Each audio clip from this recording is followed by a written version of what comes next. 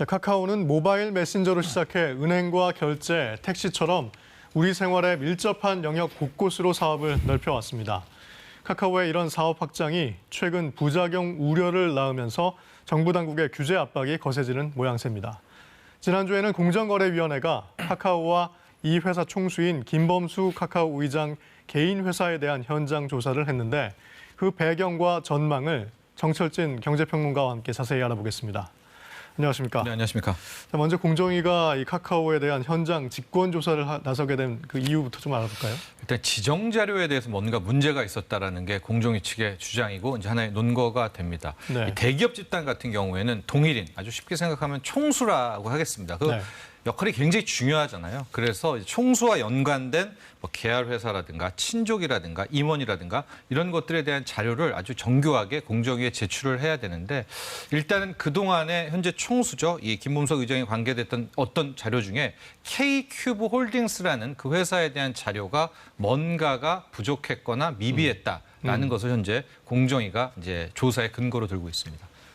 법을 위반한 정황이 있으면 뭐 당연히 조사를 해야겠죠. 그런데 왜 공정위의 칼끝이 카카오 자체가 아니라 김범수 의장을 정조준했느냐라는 얘기가 나오고 있어요. 네, 바로 그 K큐브 홀딩스의 지분 구조를 좀 보면 이것이 결국 K큐브 홀딩스에 대한 조사가 아니라 김범수 의장을 향하고 있다는 것을 알 수가 있는데요.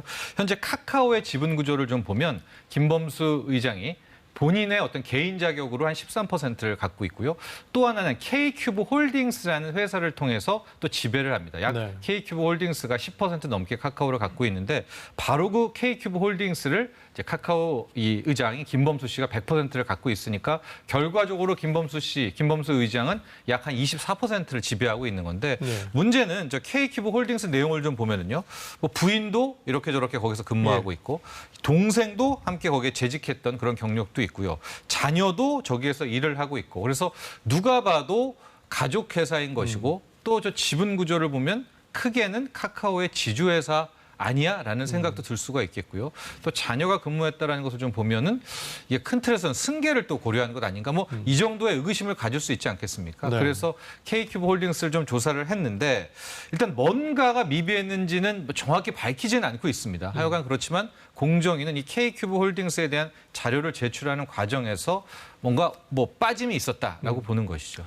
그뿐만이 아니라 저희 KBS가 이제 취재한 걸 보면 카카오가 이른바 금산분리 규정을 위반했다는 혐의를 받고 있다는 사실도 확인이 됐거든요. 네.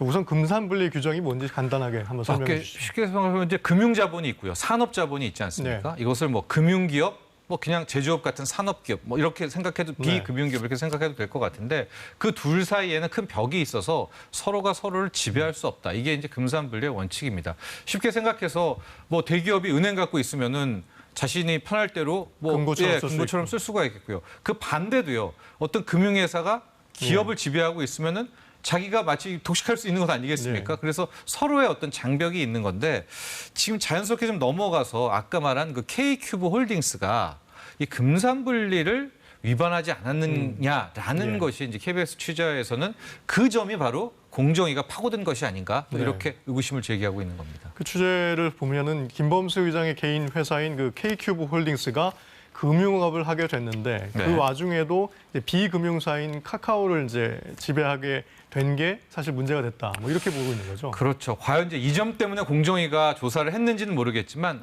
KBS 취재 그 내용을 좀 보면 일단 이 K큐브 홀딩스라는 회사는 이제 최초 등록을 하고 그랬었을 때 그 소위 말하는 컨설팅 서비스업 뭐 이런 식으로 신고가 들어가서 쭉 활동을 하다가요. 다만 작년에 저기 보면 이제 업종에 있어서 투자라는 부분들을 함께 넣게 됩니다. 근데 이제 투자라고 넣게 되는 순간 저 K큐브 홀딩스는 금융회사 아니겠습니까? 그러니까 기존에 뭐 서비스업 회사, 비금융회사에서 금융회사로 바뀌었기 때문에 그러면 그 금융회사는 비금융회사인 카카오를 지배해서는 안 되죠. 그러나 앞서도 얘기했지만은 지금 K큐브 홀딩스라는 회사는 한 10% 넘게 카카오를 지분을 갖고 있고 더욱 중요한 것은 최근까지 의결권 행사를 했다라는 것이거든요.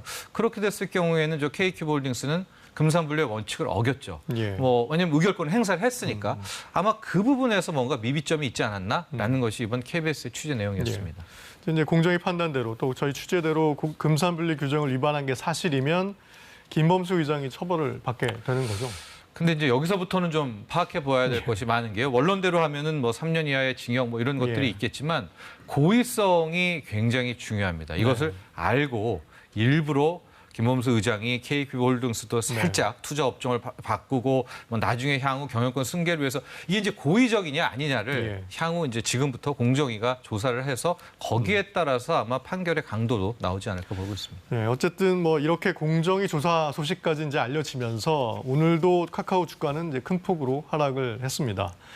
아무래도 정부의 규제 움직임이 아마 큰 원인이 되겠죠. 그렇죠. 이 시간에도 한번 다뤘었지만 이제 9월 7일부터 해서 금융당국이 먼저 금융소비자법 위반 가능성을 놨고요. 이제 그것이 핀테크 업체이긴 했지만 이제 카카오페이도 거기에 포함되어 있지 않았겠습니까? 그리고 이제 계속해서 어떤 국회 차원에서의 온라인 플랫폼 기업에 대한 규제 우려, 그리고 오늘 이제 공정위가 드디어 나서서 공정거래법 위반에 대한 뭐 직권조사 이런 것들이 함께 나오면서 뭐 주가가 계속해서 빠지고 있는데요. 카카오뿐 아니라 카카오 이제 뱅크, 카카오 게임즈, 이제 카카오 삼총사라고 하는데 뭐 최근에 저 9월 7일 기점으로 거의 시가총액 평가손이 20조 원이나 빠졌습니다. 이제 그 중에서도 역시 이제 카카오가 가장 많은 12조 원 정도가 이제 사라지게 되는 그런 모습이었는데 아마도 이게 어느 정도 일단락 될 때까지는 저 카카오 전체 계열사들의 주가는 좀 출렁될 수밖에 없겠다고 보여집니다.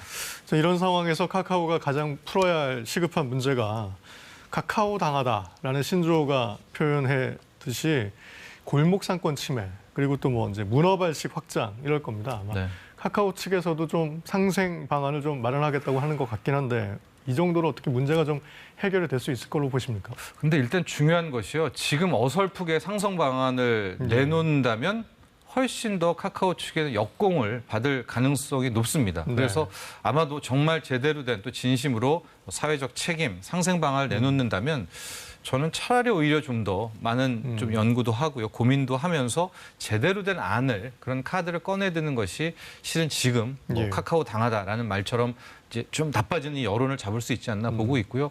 이거 좀 피해가려고 막 뭐 주먹구구식으로 뭐 이런 상생 방안을 내놓았다면 오히려 역풍이 불 수도 있다라는 점도 함께 말씀드릴 수 있겠습니다. 자, 위기는 뭐 언제든지 올 수 있지만 그걸 또 해결하는 게 또 능력이겠죠. 지금까지 정철진 경제평론가였습니다.